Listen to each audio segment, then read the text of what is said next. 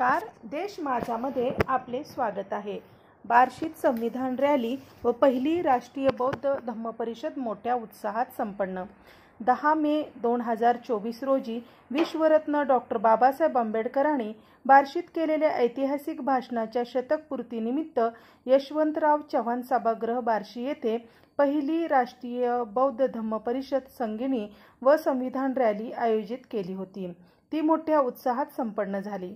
सकाळी 9:45 वाजता डॉक्टर बाबासाहेब आंबेडकर यांच्या पुतळ्याला पुष्पहार अर्पण करून शांततेने संविधान रॅली यशवंतराव चव्हाण सभागृहापर्यंत युद्ध नको बुद्ध हवा, डॉक्टर बाबासाहेब आंबेडकरांचा विजय असो, संविधान मानवतेची पहचान है यासारख्या घोषणा देत शांततेने पोहोचली। त्यानंतर कार्यक्रम स्थळी अल्प उपहार दिला गेला। नंतर पंडित राजगुरू यांच्या बहारदार भीमगीताने कार्यक्रमाची सुरुवात झाली। त्यानंतर मुख्य कार्यक्रम धम्म परिषदेचा उद्घाटन सोहळा भंते सारीपुत्त व भिक्खू संघाच्या हस्ते तसेच MD सरोदे साहेब, राष्ट्रीय सचिव, भारतीय बौद्ध महासभा, प्राध्यापक डॉक्टर मिलिंद आव्हाड, JNU विद्यापीठ दिल्ली, प्राध्यापक डॉक्टर धम्मसंगिनी रमा गोरख नागपूर, प्राध्यापक डॉक्टर संबोधी देशपांडे जळगाव, डॉक्टर बेनीराम कोचे नागपूर, जिल्हा अध्यक्ष अण्णासाहेब वाघमारे व मान्यवरांच्या उपस्थितीत मोठ्या उत्साहात संपन्न झाला।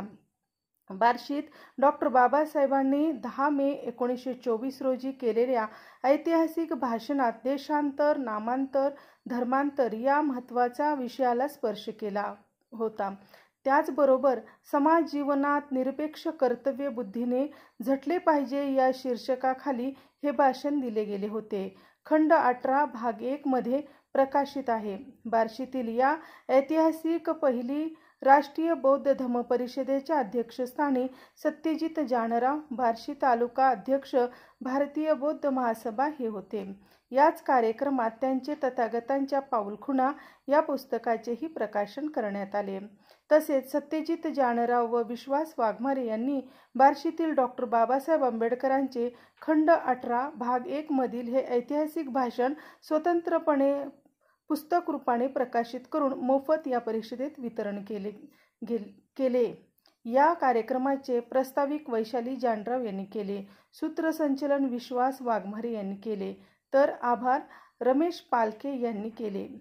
या ऐतिहासिक राष्ट्रीय बौद्ध धम्म परिषदेत जातीपातीच्या भिंती ओलांडून सामाजिक क्षेत्रात व पर्यावरण काम करणाऱ्या वृक्ष संवर्धन समिती व ओंडली समाजसेवा संस्था या बार्शीतील संस्थेला मंगल मैत्री पुरस्कार दिला।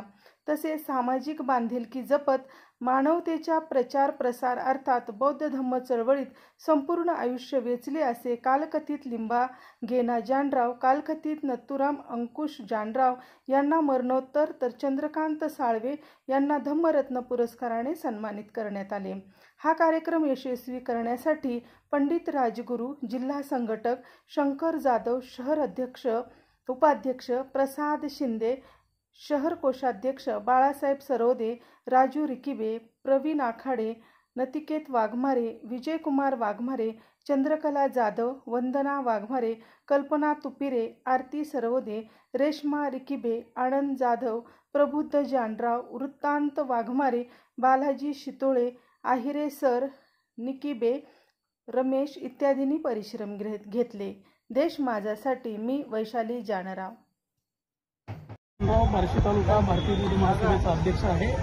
आज 10 मे 2024, 10 मे 1924ला डॉक्टर बाबासाहेब आंबेडकर बार्शीमध्ये आले होते आणि त्यावेळी त्यांनी एक ऐतिहासिक भाषण केले होतं। त्या ऐतिहासिक भाषणाचा आज शतकपूर्ती सोहळा त्यानिमित्तानं बार्शी शहरामध्ये पहिली बौद्ध धम्म परिषदेचं आयोजन केलेलं आहे। या बौद्ध धम्म परिषदेला भारतीय बौद्ध महासभेचे राष्ट्रीय सचिव सरोदे साहेब आलेले आहेत। त्याचबरोबर SWPLचे अँबॅसिडर बेनीराम कोचे सर आलेले आहेत। त्याचबरोबर संबोधी देशपांडे मॅडम आलेले आहेत। त्याचबरोबर धम्मसंगिनी रमा गोरख मॅडम आलेले आहेत। त्याचबरोबर JNU विद्यापीठाचे डॉक्टर मिलिंद आव्हाड सर हे आलेले आहेत। आणि आज बाबासाहेबांची पावलं बार्शीच्या मातीत उमटली होती, या घटनेला आज 100 वर्ष पूर्ण होत आहेत।